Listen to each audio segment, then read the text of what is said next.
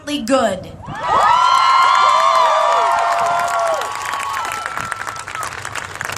If Angel could speak, she would speak with love, grace, and intelligence. But she can't. So today and forever, I will proudly be her voice and the voice of millions like her. That said, I'm a person who is incapable of sugarcoating the truth. And I also like to swear. I would like to start by saying breed-specific legislation is bullshit.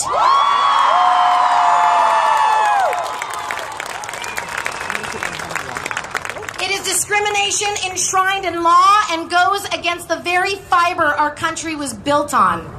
It has no merit, and it is not okay. BSL is costing taxpayers millions of dollars. It is ineffective and allows innocent beings to die because of appearance, and that is not okay. Ripping pit bulls from the hands of our active military on our military bases and from loving homes is not okay.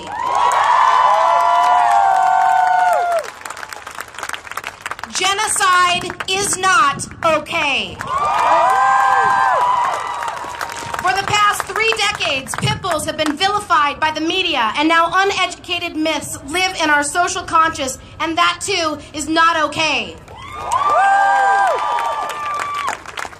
The dog fighting epidemic is worse now than ever before. That is not okay.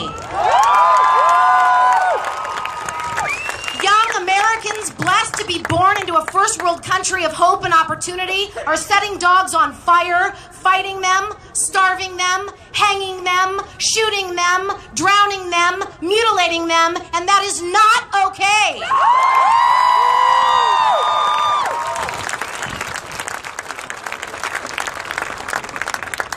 These abusing sociopaths are everywhere. They live in every community. They are every race. They are in every tax bracket. They are in every culture. They must be identified. They must be stopped. They must be punished. This is our country. These are our communities, and we need to take them back.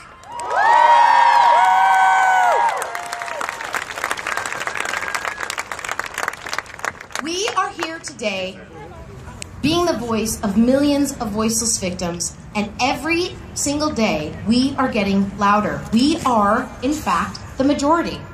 An event of this kind has never, ever been done before. And you, each and every single one of you, got off your asses and you got here.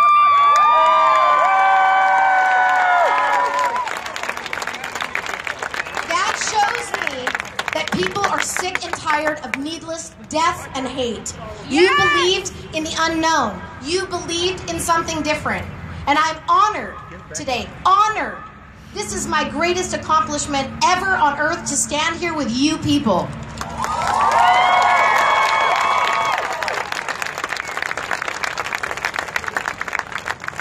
But let us be reminded that it is us. It is our breed, the two-legged kind. It is our species who has created an incomprehensible mess of epic proportions. It is our species that has done this. Pit bull terriers are not to be feared. It is humanity that should be feared. There is nothing more dangerous than a hate-filled human being. You add ignorance on top of that, and you're in trouble. Yes. The 1 Million Pibble March on Washington, D.C. is giving us a national platform to speak, to be heard, and to educate.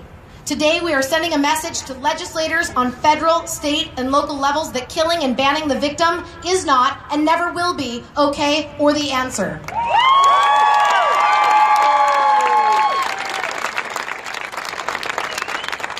Today, we are sending the message to people outside of the animal community that what is happening to pit bulls is not just an animal issue, but rather a broken human and broken society issue that is, in fact, everyone's problem, and it will no longer be tolerated.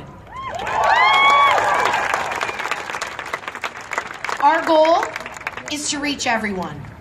when lawmakers understand that a human who abuses a dog will likely and most oftentimes does go on to commit crimes against humans, then and only then will those lawmakers do something. Those lawmakers need to understand that violence against a dog today is violence against them, their kids, or their loved ones tomorrow. This is not a theory. This is a fact.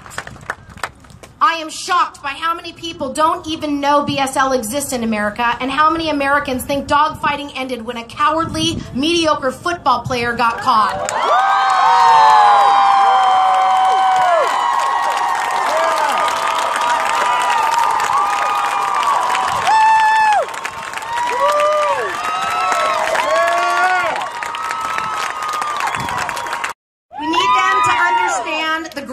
Of the situation and how it affects them. 2 pieces of human garbage set a pit bull puppy on fire 5 years ago in Baltimore. They laughed as the puppy died. They were tried. They were both acquitted. 1 year later, one of those monsters went to prison for attempted second-degree murder.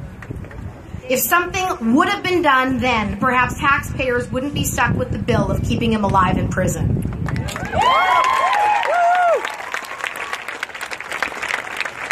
America houses the most prisoners than anywhere in the world, and the common denominator amongst inmates on death row, regardless of ethnicity or crime committed, is that they at one point all admitted to torturing, mutilating, or murdering an animal. It is time for America to wake up. May I have your attention, please? Maybe. This is a test of the emergency warning.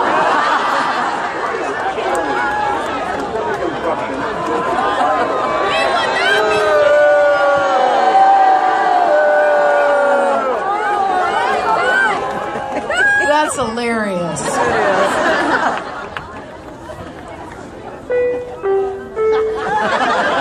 request of the United States Capitol Police Public Address System. I say again, this is only a test. Well, I don't appreciate it. I don't. Okay. Here's where it's going to get real about the animal community. It's my belief, guys, that we are never going to rescue our way out of this mess. If we are to end the murder of millions each year in our country, we must think, we must speak, and we must behave differently, or we will be on this giant hamster wheel for another 3 decades. I'm considered a member of the animal community, but I consider myself a member of society first. I'm an American who believes abuse and discrimination is wrong, whether the abused has 2 legs or 4 legs. It is wrong.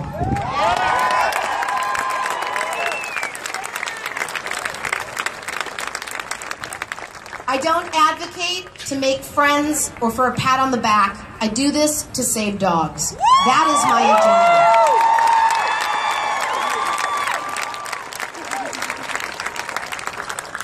I want to inspire and empower others to do the same and stand with you as the voice of the voiceless.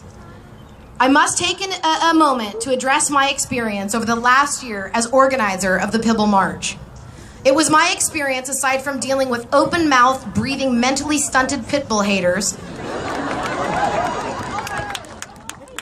that some members of the animal community's behavior was no less deplorable.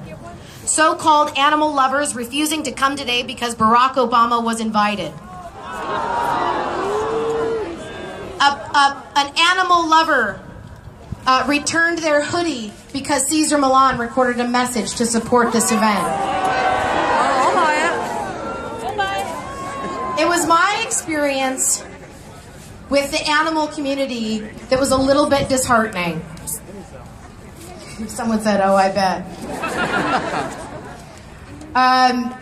There was so-called animal.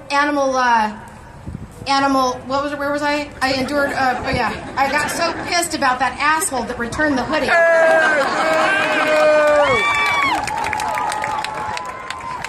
The point is this: we need everyone in this together. We need everyone. This is everyone's problem. Everyone. Look, I understand the front lines. I understand how heartbreaking, hopeless, and frustrating it can feel.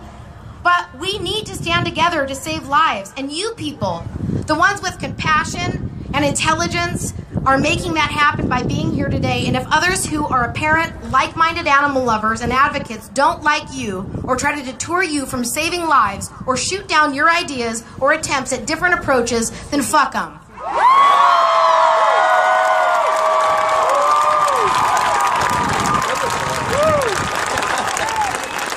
As far as I'm concerned, they are poison and they are killing our dogs too.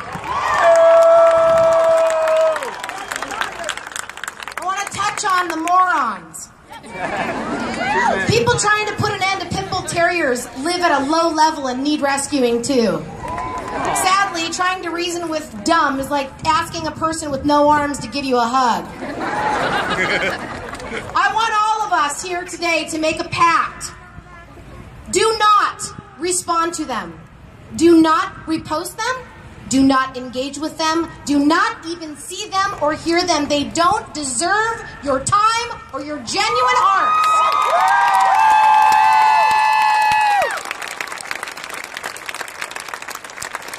You all have the power. We have the power. And we have to understand the power we have. We are fortunate to live in a day and age where we can reach millions within seconds with a push of a button. Where we can record and post and share and click and sign. We can reach our lawmakers, we can reach decision makers, and we can be heard. But we have to be smart. Think about what you post. Think about the message you're sending before you send it. The posting of non-stop horrific images, negative stories, and videos is not effective. People who are not aware of what is going on will block you and delete you because they simply cannot handle seeing it. And I don't blame them. I can't handle seeing it. Now, I'm not saying to never not post a graphic photo or a graphic video or graphic images. I'm not saying to never do that, but have a point, have a story, have a goal, and then follow it up and post something as to how people can help. Post solutions, organize a rally, a meetup, start a petition, target a certain aspect of a cause, and offer solutions on it. Hey. I have never witnessed a single person sit through the ASPCA Sarah McLachlan commercial in its entirety, ever once.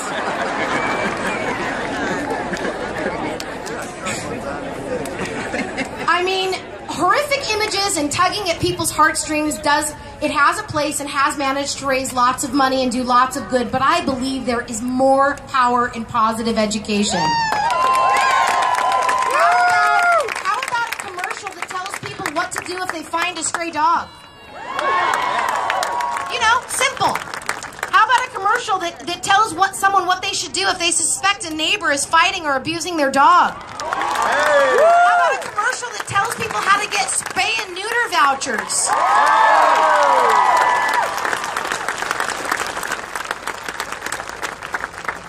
Or how to volunteer or become a foster?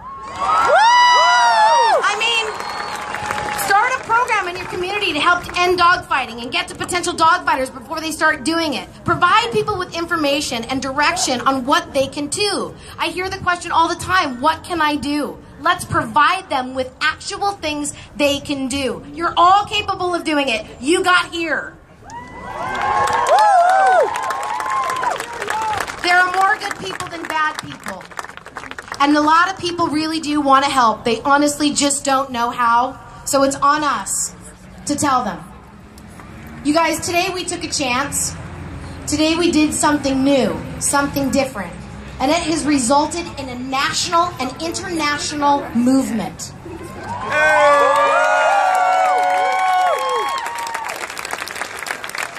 Together, we must continue to break ground and keep doing better. It is my dream to one day look back at the past 3 decades of abuse, discrimination, and death as a shameful period in American history that is never to be repeated again.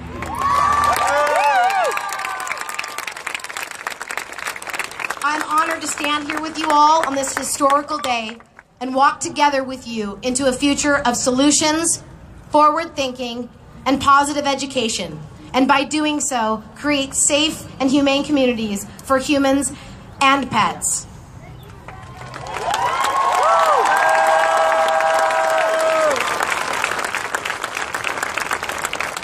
May God bless my angel.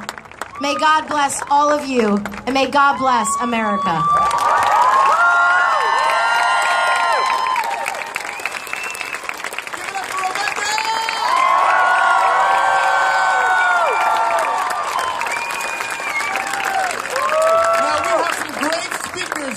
To share their stories with you. The first up is Leah Brewer, proud mother of Elle.